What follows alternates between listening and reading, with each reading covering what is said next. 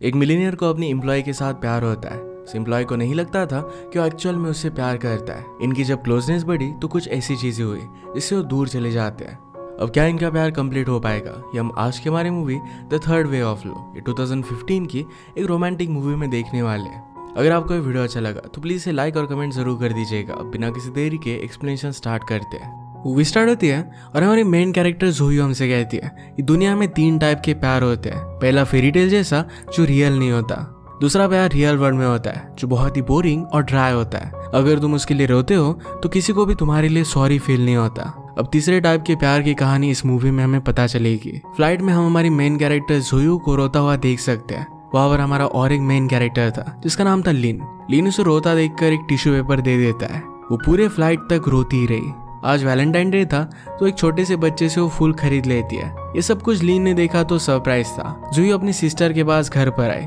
सारा घर सजाया हुआ था। वो बाथरूम देखती है तो उसकी सिस्टर ने सुसाइड करने का ट्राई किया था। डॉक्टर ने कहा कि तुम्हारी सिस्टर को डिप्रेशन है। वैलेंटाइन डे की वजह से उसे बहुत ही ज्यादा तकलीफ हुई। डॉक्टर उसे बचा लेते हैं और जोयू ने उसे पूछा कि हुआ क्या था। उस लड़के को मैं कॉल करती हूँ। जोयू ने अपनी सिस्टर का मोबाइल चेक किया तो उस लड़के को उसने बहुत मैसेज किए थे और वहां से कोई भी रिप्लाई नहीं आया था। जोयू लॉयर थी और उस लड़के का नाम वो निकाल लेती है। डायरेक्टली उसकी कंपनी में वो पहुंच गई पर उसे क्या पता था कि लिन उस कंपनी का CEO है। वो उसे इस तरीके से मिल नहीं सकती थी, वो डायरेक्टली अंदर घुस जाती है। उसने पूछा कि मेरी सिस्टर के साथ तुम्हारा क्या चल रहा है। लिन कहता है कि हम दोनों के बीच में कुछ भी नहीं है। मैंने ऐसा कुछ भी नहीं किया जिससे उसे रॉन्ग सिग्नल मिले।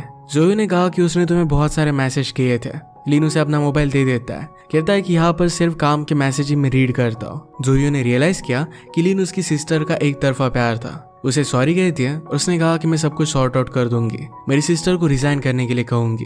लिन कहता है कि हमारे एम्प्लॉय इस तरीके से हमें छोड़कर नहीं जा सकते। उन्होंने एक स्पेशल कॉन्ट्रैक्ट साइन किया होता है, इसके लिए जोयू कुछ ना कुछ तो करने वाली थी। उसकी सिस्टर ने कहा कि लिन को दूर से देखकर मैं खुश हूँ, वैसे ही उसके प्यार में वो रह सकती थी। जोयू ने कहा कि तुम इस तरीके से बिहेव क्यों कर रही हो, वो कभी भी तुमसे प्यार नहीं करने वाला, तुम्हें वहां पर फिर से वापस जाने की जरूरत नहीं है। उसने अपने सिस्टर का कॉन्ट्रैक्ट अपने कलीग के साथ डिस्कस किया पर इसमें कोई भी लूप होल नहीं थे।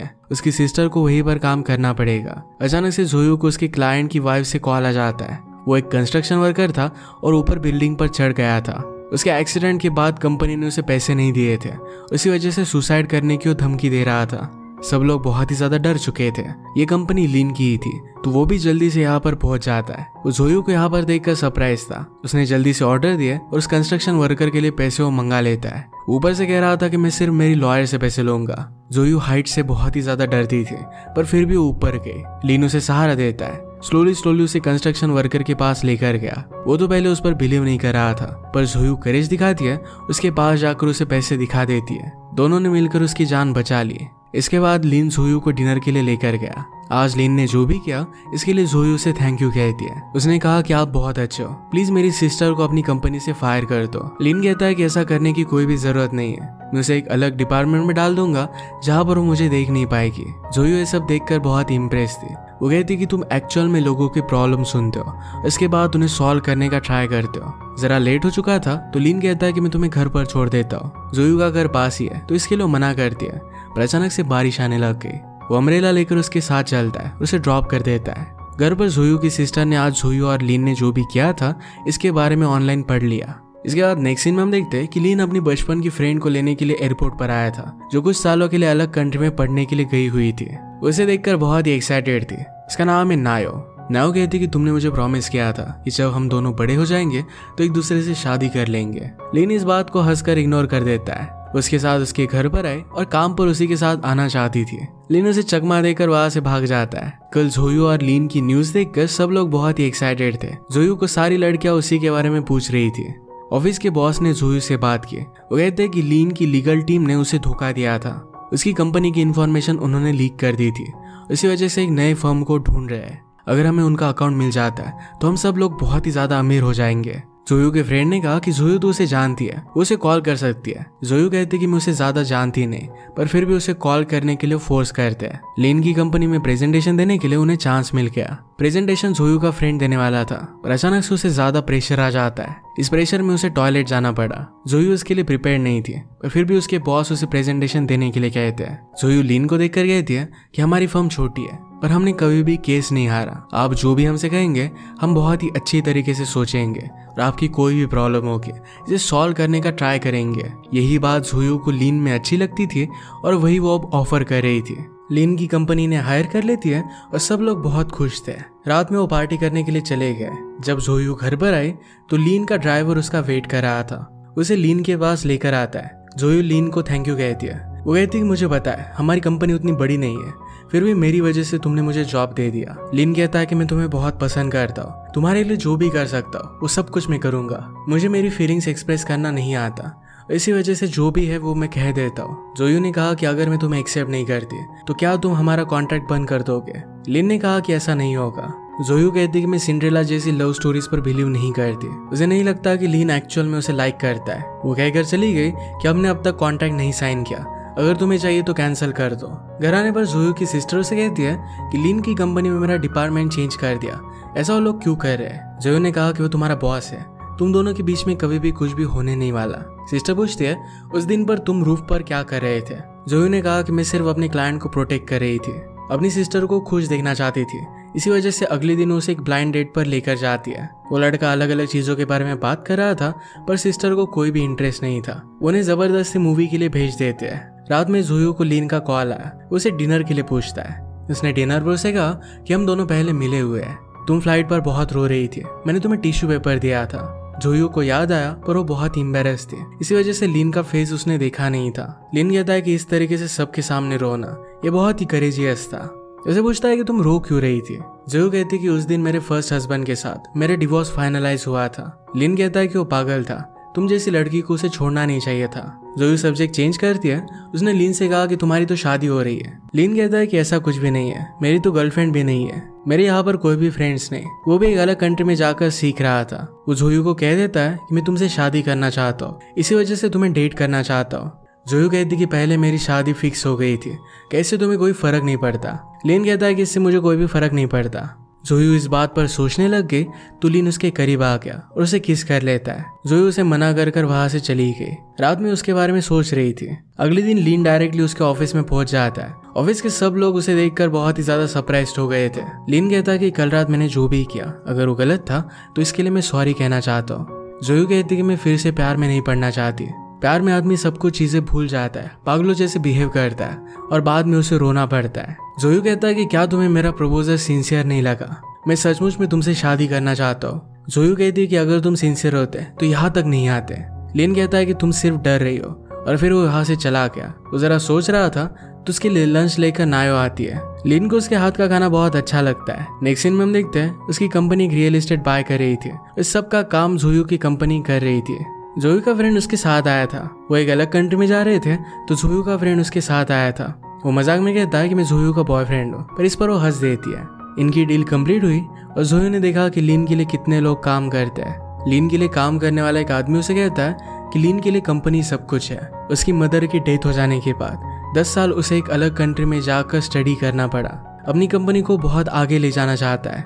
रात में जोयू बीच के पास वॉक कर रही थी। वहां पर लीन भी था। वो अपनी एक फोटो जला रहा था। वो कहता है कि आज के दिन उसकी मदर की डेथ हुई थी। वो हर साल अपनी फोटो जलाता है ताकि उसकी मदर उसे देख पाए। जोयू कहती कि तुम्हें अपनी अच्छी फोटो भेजनी चाहिए थी, इसमें तुम स्माइल भी नहीं कर रहे। लीन कहता है कि मेरी लाइफ में स्माइल करने के लिए ज्यादा चीजें नहीं है, वैसे तुम्हारी स्माइल बहुत अच्छी है। जोयू कहती कि मैं पुअर हूँ फिर भी अपनी लाइफ से बहुत खुश हूँ। लीन कहता है कि क्या मैं तुम्हें खरीद सकता हूँ। जोयू ने कहा कि ऑलरेडी तुमने मुझे खरीद ही लिया है, मैं तुम्हारे लिए काम कर रही हूँ। लीन कहता है कि मैं तुम्हें पूरी तरीके से पाना चाहता हूँ। नेक्स्ट डे लीन के असिस्टेंट के साथ जोयू कॉफी पी रही थी। असिस्टेंट कहता है कि आजकल लीन यहाँ पर कॉफी नहीं पीता, अपने घर से 30 मिनट ड्राइव कर वो कहीं और जाता है। जोयू ग्लासेस लगाकर उस कैफे में आई। वो रियलाइज करती है कि हर रोज काम पर जाते वक्त वो यही से गुजरती है। लीन उसे हर रोज देखना चाहता है, इसी वजह से 30 मिनट ड्राइव कर यहाँ पर आता है। वहां जाकर उसे कन्फ्रंट करती है, पूछती है कि क्या तुम हर रोज यहाँ पर आते हो। लीन ने कहा कि कभी कभी आता हो। उसे कॉफी के लिए पूछता है पर जोयू वहां से चली गई। लीन ने उसे कॉल किया, कहता है कि कुछ दिनों के लिए बिजनेस की वजह से मुझे बाहर जाना पड़ेगा, क्या मैं तुम्हें कॉल कर सकता हूँ। जोयू इसके लिए हाँ कहती है और स्माइल कर चली गई। कुछ दिनों बाद लीन कॉल करता है और कहता है कि कल मैं यहाँ पर आ रहा हूँ, हम दोनों रात में डिनर कर सकते हैं। जोयू ने कहा कि कल मुझे क्लाइंट से मिलने के लिए हांगकांग जाना पड़ेगा, तो वो भी एयरपोर्ट पर होगी। इनके पास बीच में 2 घंटे का टाइम था, तो वहीं पर मिलने का वो डिसाइड करते हैं। एयरपोर्ट आकर जोयू ने लिन को कॉल किया तो लिन कहता है कि मेरी फ्लाइट डिले हो गई, इसी वजह से उसे जरा लेट होगा। उसे लास्ट मोमेंट तक वेट करने के लिए कहता है। जोयू के फ्लाइट के अनाउंसमेंट हो गए और अब उसे जाना पड़ेगा। तभी लिन उसके पीछे आ जाता है। उसे देखकर बहुत खुश थी। इस तरीके से बोर्डिंग के वक्त अंदर आना अलाउड नहीं था। तो जोयू कहती कि तुम यहाँ पर आए कैसे? जोयू कहता है कि मेरे पास बहुत सारे वेज है। वो अंदर जाने लग गई तो लिन भी उसके पीछे पीछे आ गया। उसने भी जोयू के साथ हांगकांग का टिकट बुक कर लिया था। इसके बाद वो होटल में आते हैं और दोनों इंटीमेट हो गए। जोयू को लिन के साथ बहुत अच्छा लगता है और अपने हार्ट को फॉलो करने का डिसाइड करती है। एक दूसरे के साथ अलग अलग जगह पर जाकर बहुत अच्छा सा टाइम स्पेंड करते हैं। जोयू ने उसे स्कार्फ गिफ्ट किया। वो कहती कि ये तुमने पहना है, इस वजह से वो रीच लगने लग गया। लिन उसे आई लव यू कहता है। उसने कहा कि मैं तुम्हें हमेशा के लिए खुश रखना चाहता हूँ। जोयू कहते हैं कि मैं बहुत कंफ्यूज्ड हूँ। लिन कहता है कि फ्यूचर के बारे में चिंता मत करो, मैं सब कुछ ठीक कर दूंगा। अगले दिन लिन को जरा जल्दी जाना पड़ा, पर जोयू के लिए गाड़ी वगैरह उसने सब कुछ बुक कर रखी थी। वो उसे अपना क्रेडिट कार्ड भी दे देता है। फिर से मिलने पर उसके साथ वो डांस के लिए जाना चाहता था। लिन के असिस्टेंट ने फर्स्ट टाइम उसे इतना खुश देखा था। जोयू से कहता है कि तुम्हारे साथ है, इसी वजह से फर्स्ट टाइम इतना खुश है। शायद उसके पास तुम्हारे लिए टाइम ना हो, पर उसे अंडरस्टैंड कर लेना। कंट्री में आने के बाद उसके घर पर आए। लिन उसके साथ इंटीमेट होने लग जाता है। जोयू कहती कि अगर हम दोनों रिलेशनशिप में रहे तो मेरी कुछ कंडीशंस है। उसने उसका क्रेडिट कार्ड उसे वापस कर दिया और कहती कि मुझे तुम्हारे पैसों की कोई भी जरूरत नहीं है। अगर हम दोनों एक्चुअल में एक दूसरे से मिलना चाहते हो और दोनों के पास टाइम है तभी हम मिलेंगे, एक दूसरे को कोई भी ऑर्डर्स नहीं देंगे। लिन कहता है कि अगर तुम्हें उस टाइप की रिलेशनशिप चाहिए तो मैं एक्सेप्ट कर सकता हूँ, पर एक बात याद रखना कि तुमसे शादी करना चाहता हूँ। वो दोनों इंटीमेट होने लग गए और वहां पर नायो आ जाती है। वो आज लिन के लिए फिर से खाना लेकर आई। वो उन दोनों को एक दूसरे से इंट्रोड्यूस करवा देता है। नायो ने पूछा कि क्या जोयू तुम्हारी गर्लफ्रेंड है? लिन कहता है कि हाँ। उसे पूछते कि क्या तुम दोनों शादी करना चाहते हो? लिन इसके लिए भी हाँ कहता है। नायो बहुत प्यार करती थी, इस वजह से उसे बहुत बुरा लगता है। जब जोयू और लिन वैकेशन के लिए थे तो वहां पर किसी ने उसका पीछा कर उनकी फोटो निकाल ली थी। ये लीक हो गई और इसी वजह से कंपनी बदनाम होने लग गई। लिन के फादर को लग रहा था इस तरीके से उसके अफेयर की न्यूज बाहर नहीं आनी चाहिए। उनकी कंपनी ऑलरेडी ट्रबल में आ गई थी। इसका रीजन लिन का ब्रदर था जो सारे पैसे लेकर भाग गया था। इन सब बातों की वजह से लिन बहुत ही ज्यादा टेंशन में था। जोयू पूछती कि हुआ क्या। अपने ब्रदर के बारे में उसे बता देता है। वो कहता है कि फंड्स लाने के लिए मुझे जरा बाहर जाना पड़ेगा, कुछ दिनों के लिए उसे वो मिल नहीं पाएगा। वो उसे उसका ख्याल रखने के लिए कहता है। अलग अलग लोगों के साथ उसने मीटिंग की पर उसे कोई भी हेल्प नहीं कर रहा था। लिन की एम्प्लॉय ने जोयू से बात की, कहा कि तुम्हारा और लिन का अफेयर सही नहीं है, उसके ऊपर बहुत सारी रिस्पॉन्सिबिलिटीज है, ऐसे कंपनी को बहुत फर्क पड़ता है। लिन वापस आ गया और जोयू का उसी कैफे में वेट कर रहा था। उन दोनों ने एक दूसरे को बहुत मिस किया था। लिन कहता है कि फिर से पैसे बोरो करने के लिए मुझे जरा जाना पड़ेगा। अगर मेरे पास कुछ भी नहीं होता क्या फिर भी तुम मुझसे प्यार करती? जोयू मजाक करती है, मैं तुम्हें छोड़कर चली जाती। लिन उसे गिफ्ट देता है, ये टिश्यू पेपर्स थे। हर दिन जोयू का रास्ता क्रॉस करना पड़ता था और वहां पर कोई भी ब्रिज नहीं था। लिन उसके लिए वरी करता है, उसे केयरफुल रहने के लिए कहता है। कंपनी की हालत देखकर लिन के फादर ने उसे मजबूर किया कि वो नायो के साथ शादी कर ले। नायो के फादर भी एक बहुत बड़े बिजनेसमैन थे, इस वजह से उनकी कंपनी बच सकती थी। नायो खुद जाकर जोयू को ये सब बात बता देती है। उसने कहा कि मेरे और लिन के मैरिज के डॉक्यूमेंट्स तुम ही रेडी करना। लिन को बहुत बुरा लग रहा था। रात में वो जोयू से मिलने के लिए आ गया। उसका कॉल उठा नहीं रही थी। जोयू कहती कि अब हम दोनों एक दूसरे को मिल नहीं पाएंगे। लिन कहता है कि मैं उससे शादी नहीं करना चाहता। जोयू कहती कि मेरी सिस्टर घर में है, अगर उसने हमें देख लिया तो उसे बहुत बुरा लगेगा। हम दोनों के बीच में कोई भी फ्यूचर नहीं है, प्लीज मेरी लाइफ से चले जाओ। लिन कहता है कि प्लीज मुझे थोड़ा सा टाइम दे दो। जोयू कहती कि अपनी कंपनी को बचा लो। नायो वैसे बहुत बुरी नहीं है। जोयू के पास लिन का शर्ट था, ये देखकर वो बहुत रोती है। ये उसकी सिस्टर ने नोटिस किया था। उसने लिन और नायो के सारे डॉक्यूमेंट्स रेडी किए। साइनिंग के वक्त लिन कुछ भी बोल नहीं पाया। रात में जोयू अपने फ्रेंड के साथ ड्रंक हो जाती है। उसे बहुत बुरा लग रहा था। वो लिन को इस तरीके से खोने के लिए बहुत डर रही थी। लास्ट टाइम उसके साथ डांस भी नहीं कर पाई। जोयू के फ्रेंड की शादी थी। लिन उससे बात करना चाहता था तो शादी में वो आ जाता है।